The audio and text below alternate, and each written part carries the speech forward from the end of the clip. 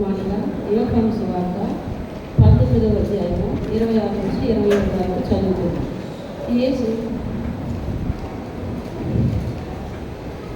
యేసు తన తల్లిని తండ్రిని శిష్యులను దగ్గర నిలిచి ఉండటం చూసి, అమ్మా, ఇదిగో నీ కుమారులని తన తల్లితో చెప్పాను.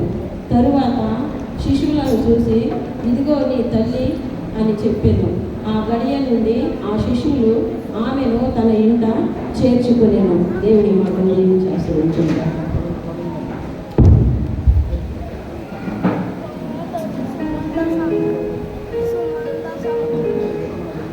మూడో మాట నిమిత్తము ప్రార్థన చేసుకున్నాము. మహాకృపల దేవ స్తోత్ర భాష మహానాలయం అది మరి మూడో మాట నిమిత్తం మాట్లాడబోతున్న బిడ్డతో మీరు ఉన్నది. మరి మాకు రావాల్సిన జ్ఞానాన్ని తండ్రి ఆ బిడ్డను మరి దయచేయండి. ఆ బిడ్డ ఏం మాట్లాడుచుకోలేదండి మాకు బలపరచుకొని మరి జరుగుతున్న కొత్త కార్యక్రమంలో మీరు నమ్మకుండా మనకు రక్షకుడైన యేసు నామమున అడిగి పెట్టుకున్నాం తండ్రి. ఈ సమయంలో మూడవ మాట నిమిత్తమై మన సంఘ సభ్యురాలు స్వామి నాగేష్ పండిత్ గారి ముందుకు రావాల్సింది కోరుచు.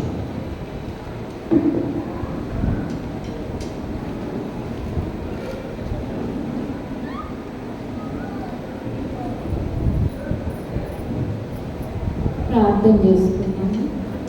మమ్మల్ని వెంకిలిగా ప్రేమించిన మా ప్రియ పరలోకపు తండ్రి, మీకే వందనాలు, స్తోత్రాలు ప్రభా. అయా, నీ సన్నిధిలో నా తండ్రి నేను ప్రార్థిస్తున్నాను. యేసు నామములో నీ సన్నిధిలోకి వస్తున్నాను తండ్రి. మూడవ మాట కొరకు మేము సిద్ధపరచుండుగా ప్రభా. మా నోటికి నోరై ఉండి నా తండ్రి, మాకందరికీ కావలసినటువంటి వాక్యం ద్వారా మీరే మాతో మాట్లాడి మమ్మల్ని బలపరిచి మీరే మహిమ ఘనత ప్రభావాలు పొందుకోమని నజరైన యేసు నామములో అడిగిపోతున్నాం తండ్రి. ఆమేన్. ముందుగా సంఘ పెద్దలకి, సంఘ కమిటీకి, కూడి వచ్చిన సంఘ సభ్యులందరికీ కూడా నా వందనాలు చెల్లిస్తున్నాను. ఈ అవకాశం ఇచ్చినందుకు మనం మూడో మాటలోకి వెళ్దాము.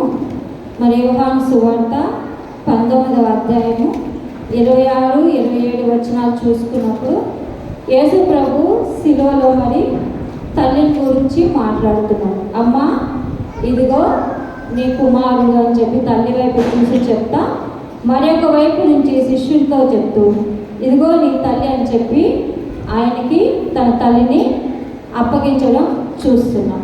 ఇక్కడ రెండు విషయాలు మనం చూస్తున్నాం అన్నమాట. పరలోకము యొక్క తండ్రి యొక్క చిత్త ప్రకారము యేసు ప్రభు శిలువ మ్రాను మీద వేలాడి మరి ఆఖరి బొట్టు వరకు ఆయన రక్తం కారుస్తూ ఉంటుండగా, మరి ఈ లోకానికి తండ్రి చిత్తం కొరకు మరి రావడానికి తల్లి ద్వారా మరి రాబట్టబడ్డాడు కాబట్టి ఆయన తన తల్లిని కూడా విడిచిపెట్టాడు. ఈ రోజున మనము నేర్చుకోవాల్సింది ఏంటి అంటే, శిలువ మాదిరి మనము చూస్తున్నాము. యేసు ప్రభు శిలువలో ఆయన మాటలు మనం జ్ఞాపకం చేసుకుంటున్నాం కాబట్టి ఆయన తల్లి యొక్క బాధ్యతని శిష్యుడికి అప్పగిస్తున్నాం. అక్కడ మరియ తల్లి అయిన మరియ బాగా ఏడుస్తుంది కదా, సువార్తలో మనం చూస్తున్నప్పుడు ఆమె బహు దుఃఖంలో మునిగిపోయింది, బాగా కన్నీరు విడుస్తుంది. అయితే కుమారుడు చెప్తుంటే ఆమె మాట్లాడతలేదు, మౌనంగా ఉంది కదా. అయితే లూకాసు వార్తలో సిమియోను ప్రవక్త మరి యాజకుడు ముందుగానే చెప్తాడన్నమాట. కన్య అయిన మరియ వారి గర్భం ధరించి ఆయన శిశువుగా పుట్టినప్పుడు 8వ రోజున యెరూషలేము మందిరంలోకి తీసుకువెళ్ళినప్పుడు నీ యొక్క హృదయంలోనికి ఒక ఖడ్గము దూసుకొని వెళ్తుంది అని చెప్పి ముందుగానే ఆ ప్రవచనము ప్రవచింపబడింది కదా. అయితే మరి ఆ హృదయంలోకి ఖడ్గం దూసుకుపోతుందంటే ఏ తల్లైనా కానీ మరి కుమారుడు ఆ రీతిగా ఉన్నప్పుడు ఎప్పుడు కూడా బాధపడకుండా ఉండలేదు కదా. ఈరోజు మనం తన తల్లిని జ్ఞాపకం చేసుకుంటున్నాం కాబట్టి మరి ఆమె బాగా బాధపడుతూ ఉన్నప్పుడు ఆమె హృదయంలో కంట ఒక ఖడ్గము దూసుకు వెళ్తుంది. మరి యేసు ప్రభు వాళ్ళు చిన్నగా ఉన్నప్పుడు 11 ఏళ్ల ప్రాయంలో ఆయన మరి యెరూషలేము మందిరంలో పస్కా గురించి వాళ్ళు వచ్చినప్పుడు అక్కడి నుంచి వెళ్తూ ఉంటారు అన్నమాట. వెళ్తా ఉన్నప్పుడు అక్కడ మరి యేసు ప్రభు అక్కడే నిలిచిపోయి మరి యాజకులతో అక్కడ ఉన్న సంఘ పెద్దలతో వాక్యం గురించి తర్కిస్తూ ఉంటారు. మరి వాళ్ళేమో ఒక దినం ప్రయాణం వెళ్ళిపోతూ ఉండి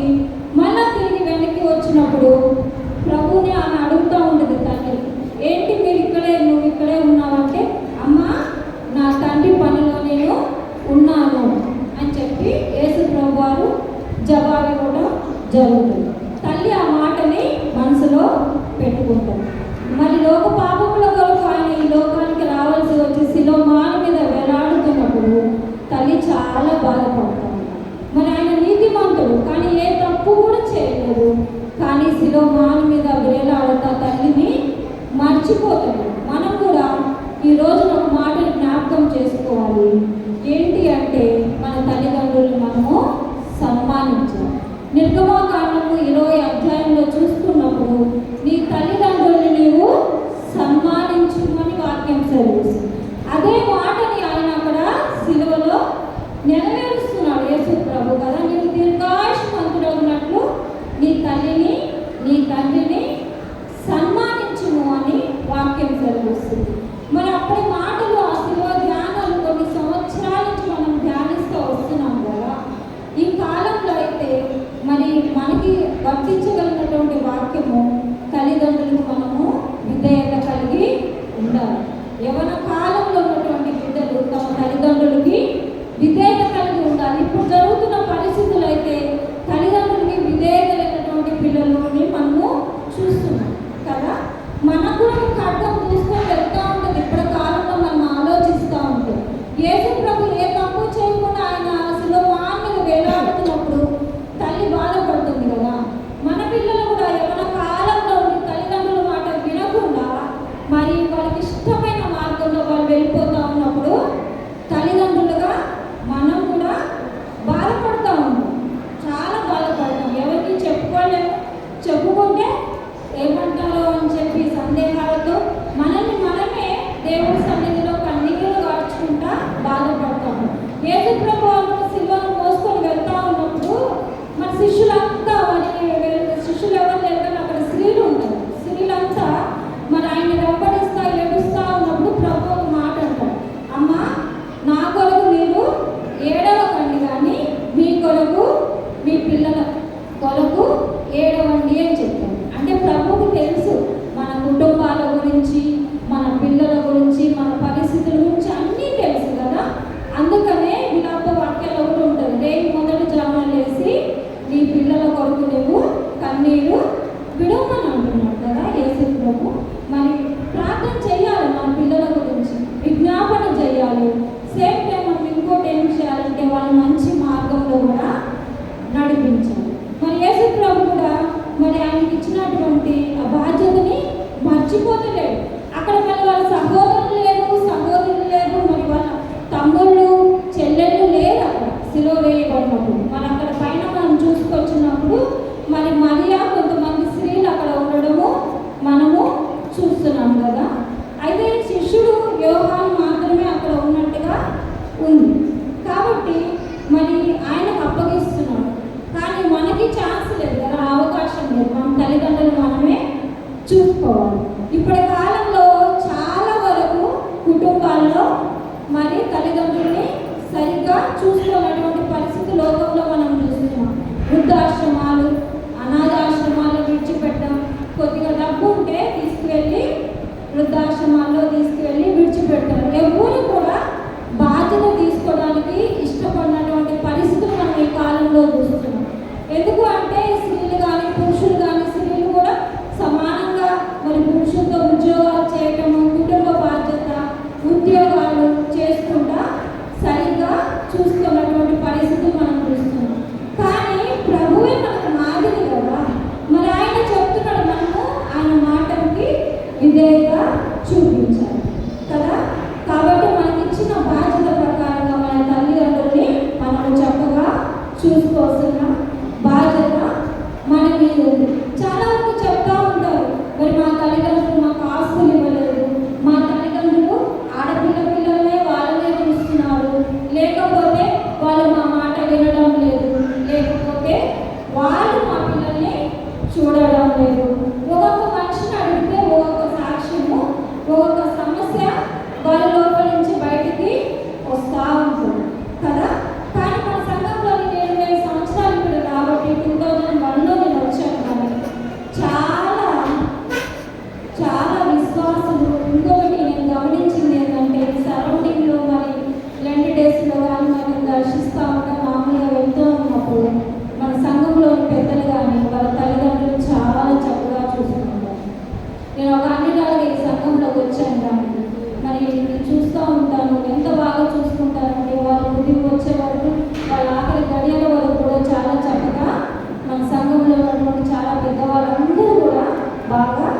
చూసుకుంటారు. ఇంకొకటి సేమ్ టైం వాళ్ళు ఏం చేస్తారంటే దేవుడికి ఇచ్చిన పని నమ్మకంగా కూడా చేస్తారు. యేసు ప్రభు అదే చేస్తున్నాడు శిలువలో. తన కుటుంబాన్ని మర్చిపోవడం లేదు, తండ్రి తనకి ఇచ్చిన చిత్తాన్ని కూడా మర్చిపోవడం లేదు. మరి మనం ఈరోజు శిలువ ధ్యానం ద్వారా మనం నేర్చుకోవాల్సింది ఏంటంటే, తిమోతి పత్రికలో ఒక మాట అంటారు పౌలు గారు.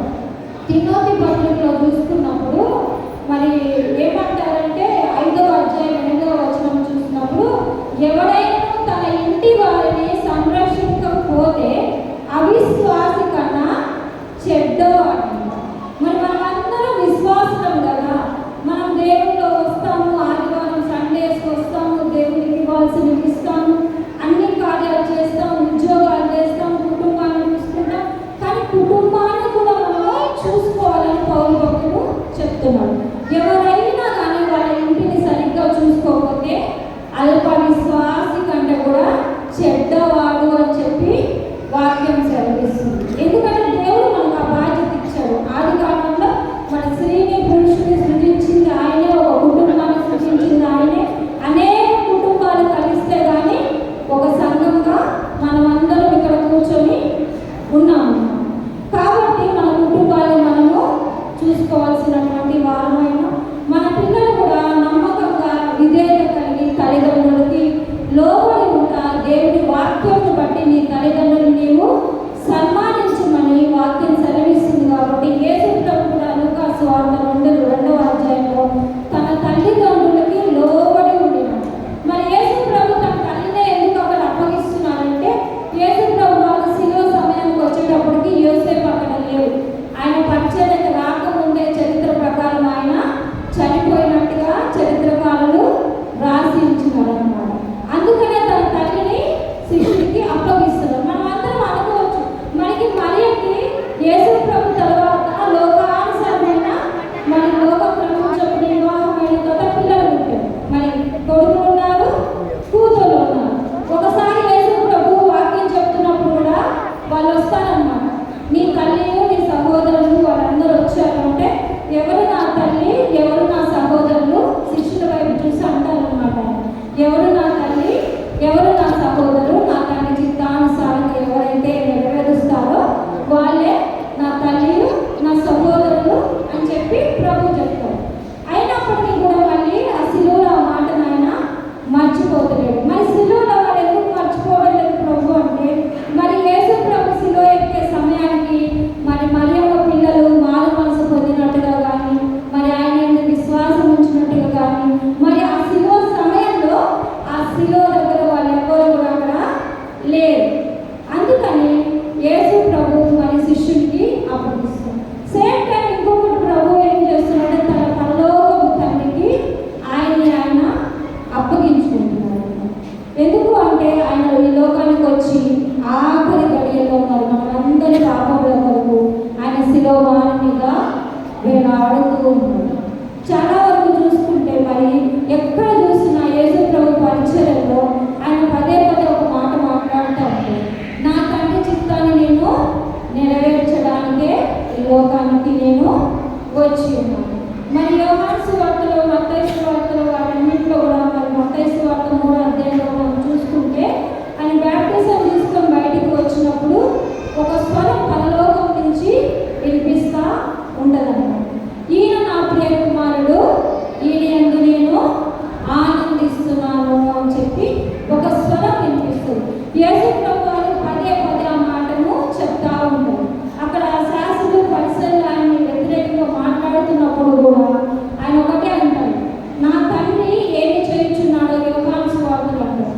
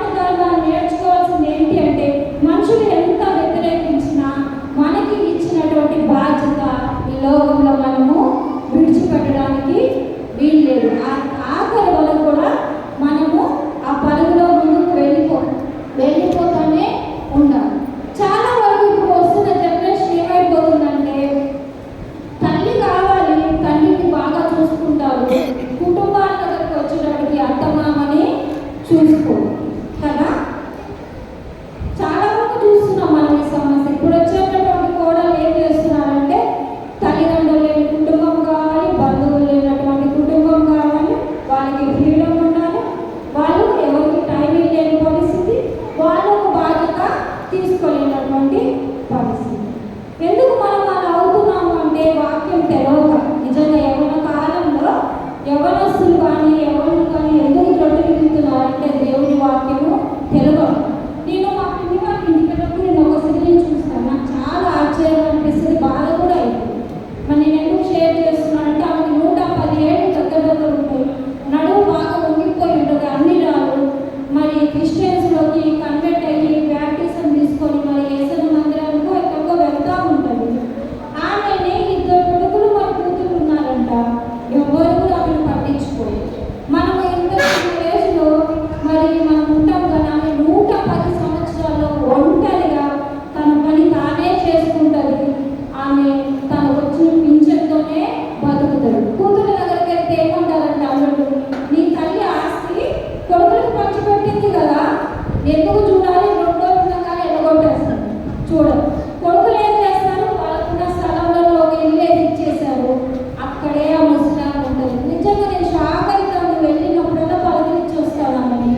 110 సంవత్సరాలకి అసలు ఆమెకి ఎట్లా కళ్ళు కనిపిస్తే ఆమె ఎట్లా వండుకుంటుంది, ఎట్లా తింటుంది కదా, ఆలోచిస్తే ఎంత బాధ అనిపిస్తుంది కదా. చాలా వరకు వృద్ధాశ్రమాలు ఎందుకు వస్తున్నాయి అంటే మనం మన తల్లిదండ్రుల వద్ద బాధ్యత లేకపోవడం. నేను అడుగుతా, అవా నువ్వు ఎందుకు ఎట్లా ఉండగలుగుతావు అంటే ఉండాలి కదా బిడ్డ, మనకి ఏమి ఆప్షన్ లేదు కదా అంటే.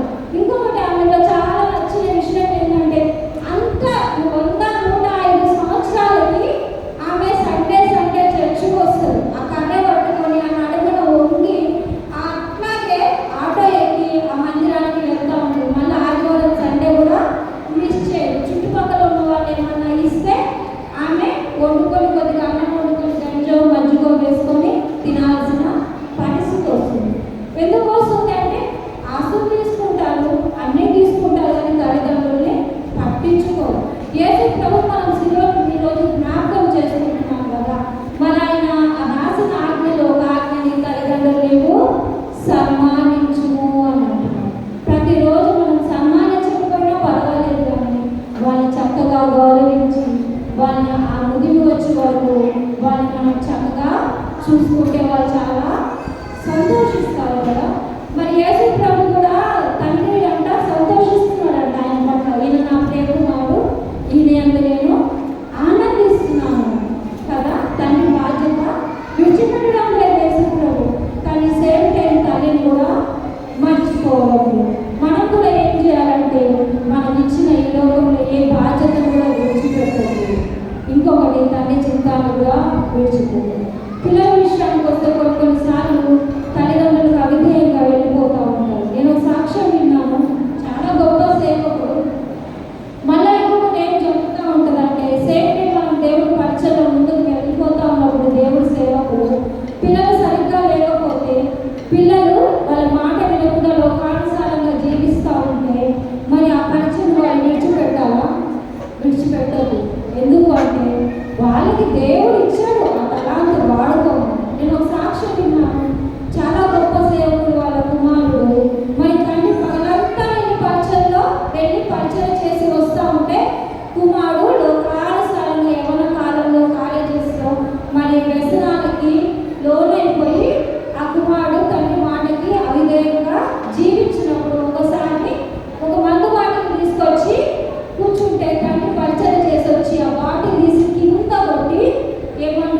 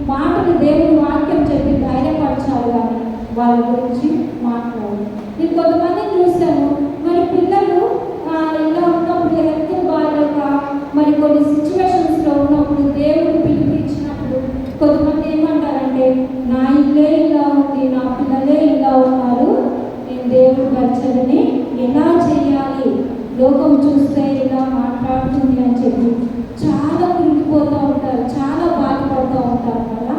కానీ దేవుడు ఇచ్చిన తలాంతిని నమ్మకంగా మనం ముందుకు సాగి వెళ్తూ ఉంటే పోను దేవుడు వాళ్ళ జీవితాల్లో, పిల్లల జీవితాల్లో కానీ గొప్ప సాక్ష్యం దేవుడు తీసుకొని వస్తాడు. తిరిగి మళ్ళీ మనం యోహాను సువార్తలో యోహాను గురించి చూసుకున్నప్పుడు మన యేసు ప్రభు కంట అతి ప్రియమైన శిష్యుడు అంటారు కదా. మన యోహాను సువార్తలో లాస్ట్ అధ్యాయంలో ఉంటుంది, యేసు ప్రభుని రొమ్మున ఆనుకున్నటువంటి శిష్యుడు అంటారు. మరి అటువంటి శిష్యుడికి యేసు ప్రభు తన తల్లి బాధ్యతను అప్పగిస్తున్నాడు. మరి యోహాను గారి గురించి చూసుకుంటే మనము యోహాను మన యేసు ప్రభు మరియ వాళ్ళకి వాళ్ళ రక్త సంబంధులే అని చెప్పి చరిత్ర చెప్తుంది. అక్కడ చూసినప్పుడు యోహాను వారి తల్లి కూడా అక్కడ ఉన్నట్టుగా చూస్తున్నాం ఆ సిరీలో. మరి వాళ్ళ బంధువులే, ఆల్రెడీ ఆయనకి తల్లి ఉంది, కానీ తిరిగి మళ్ళీ ఆయన తల్లిని ఆయనకి అప్పగిస్తున్నారు. మరి అప్పగించడానికి కూడా ఒక రీజన్ ఏముంది అంటే మరి శిష్యులు అనేవాళ్ళు వాళ్ళు చాలా దేవుడి పరిచయంలో వాడబడతారు, వాళ్ళు దేవుడికి హతసాక్షులైనట్టుగా వాక్యము సెలవిస్తుంది. మరి వృద్ధాప్యం వరకు కూడా చాలా వరకు ఎవరు కూడా జీవించి లేరు. యోహాను భక్తుడు దగ్గర 100 సంవత్సరాలు ఆయన జీవించినట్టుగా వాక్యము సెలవిస్తుంది. అందుకనే తన తల్లిని ఆయన యోహాను భక్తుడికి అప్పగించినట్టుగా చూస్తున్నాం. కానీ నువ్వు నేను కూడా మనం కూడా ఈ రోజున దేవుడు మరి అంత ఇష్టపడినటువంటి శిష్యుడికి ఆయన తల్లిని అప్పగిస్తున్నాడు కదా. మరి అప్పగిస్తున్నప్పుడు దేవుడు కూడా ఇప్పటి సిచ్యువేషన్లో ప్రతి ఒక్కరికి దేవుడు ఏదైనా అప్పగించాలంటే మనము తీసుకునే స్థితిలో ఉన్నామా, ఆ పనిని నమ్మకంగా మనం కూడా చేసి ఆయనకు అప్పగించే స్థితిలో ఉన్నామా. నాకు తెలిసి మన సంఘంలో చాలా వరకు అయితే స్త్రీలు కానీ పురుషులు కానీ ఉద్యోగాలు చేస్తారు, కుటుంబాన్ని చూసుకుంటారు, సేమ్ టైం సంఘ బాధ్యతలు మాత్రం చాలా చురుకుగా చలాకీగా వాళ్ళకి ఇచ్చినటువంటి బాధ్యతలు వాళ్ళు నెరవేర్చడం నేను చూశాను. అందుకని ఈ సాక్ష్యాన్ని షేర్ చేస్తున్నాను. మరి మనం కూడా దేవుడు మనకు అప్పగించిన దాన్ని నమ్మకంగా చేస్తున్నామా, దేవుడు అప్పగించాడు. మరి మనుషులు అడగరండి లెక్క. కాబట్టి మనం కొన్నిసార్లు దేవుడు మనకి ఏదైనా అప్పగిస్తే మనం ఏం చేస్తామంటే మనుషులు మాట్లాడుతున్న మాటలు బట్టి మన తలాంతులు తీసుకెళ్ళి పక్కన పెట్టి మనము వెళ్ళిపోతా ఉంటాం. కానీ ఇచ్చిన దేవుడే లెక్క అడుగుతాడు కదా మనల్ని ఆ తలాంతి విషయంలో. కాబట్టి మనం ఎలా చేస్తున్నాము అన్నది మనకి ఇచ్చినటువంటి పని దేవుడి సన్నిధిలో మనము ప్రార్థన చేయాలి. ఎందుకంటే యేసు ప్రభు మరి ఆయనకి ఇచ్చిన నమ్మకత్వము తండ్రి చెప్పింది కంప్లీట్గా శిలువలో ముగించి ఆయన ప్రాణాన్ని అప్పగించాడు. మనకు కూడా దేవుడు ఒక పాత్రగా మనకు ఒక అవకాశం ఇస్తే మరి మనము కూడా నమ్మకంగా చేయాలి. మనుషులు బట్టి మనుషులు ఏమనుకుంటున్నారో అని చెప్పి దేవుడు మనకి ఇచ్చిన దాన్ని మనము పక్కన పెట్టడానికి వీల్లేదు. ఎందుకంటే మనుషులు దాన్ని ఇవ్వలేదు కదా. మరి ఆది కాలంలో చూసుకున్నప్పుడు దేవుడు అంతా చేసేంత మంచిదిగా ఉందని మరి ముగించాడంట 6వ రోజు. మనం కూడా దేవుడు మనకి ఏదైనా అప్పగించినప్పుడు మంచిదిగా నమ్మకంగా యథార్థంగా అది ఎంత బాగా చేస్తున్నామని చెప్పి ఆ పనిని చేసి నమ్మకంగా మనం అప్పగించినప్పుడు మరి అక్కడి నుంచి దేవుడు మనకి ఘనత ఇస్తాడు కదా. కాబట్టి ఈరోజు శిలువ ధ్యానంలో మనం తెలుసుకోవాల్సింది ఏంటి అంటే బ్యాలెన్స్ కలిగి జీవించడం. ఒకటి నీకు ఇచ్చిన ఈ లోకంలో నీ కుటుంబ బాధ్యతను విడిచిపెట్టడానికి లేదు. రెండవది పరలోకపు తండ్రి మరి నీకు ఇచ్చినటువంటి బాధ్యతను కూడా నువ్వు విడిచిపెట్టడానికి లేదు. కాబట్టి ఎన్నో వస్తాయి, లోకంలో వస్తాయి, పరిచయంలో వస్తాయి, అన్ని విషయాల్లో అన్ని చోట్ల సమస్యలు వస్తాయి. కానీ యేసు వైపు చూస్తూ మన ముందు ఉన్న దానిలో ముందుకు మనము పైకెత్తాలి. కాబట్టి ఈ 3వ మాట ద్వారా మనము ఈ మాటను మనము నేర్చుకున్నాం. కాబట్టి నాకు ఇచ్చిన సమయానికి వందనాలు చెల్లిస్తూ కాపరి గారికి నా సమయాన్ని అప్పగిస్తున్నాను.